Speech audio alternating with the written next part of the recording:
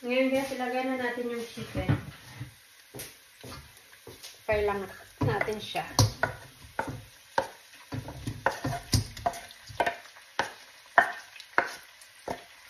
Ayan. Lakasan natin yung apoy kunti kasi nanaan ko kanina eh. Ayan. Tapos mamaya maglagay tayo ng salt and pepper. Meron dito tayong Knorr cubes. Siyempre gagamitin ko to kasi binili ko to galing Pinas guys.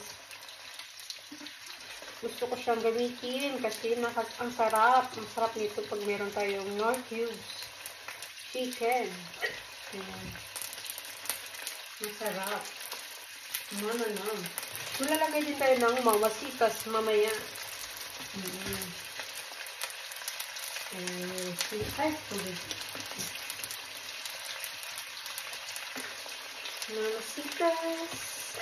Ayan. Siyempre, haluin natin yan.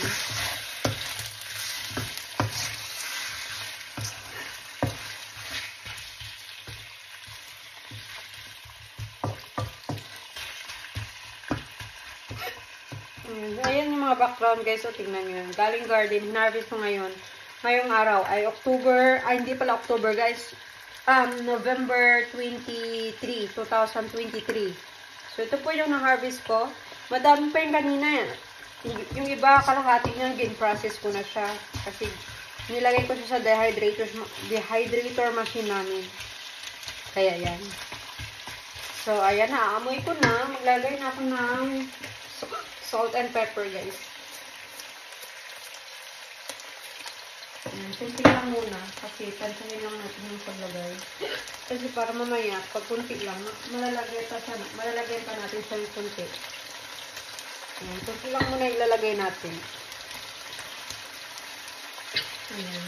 Excited na ba kayo, guys? Dahil ako ay excited na. Ayan. Siyempre, meron tayo ditong mamasitas. Ito yung magpapasarap din sa ating.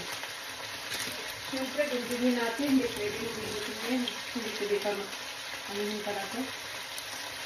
Kamayin. Ayan. Lalagyan natin yan mamaya. Ng mamasitas. So, haluin na natin ang ating chicken.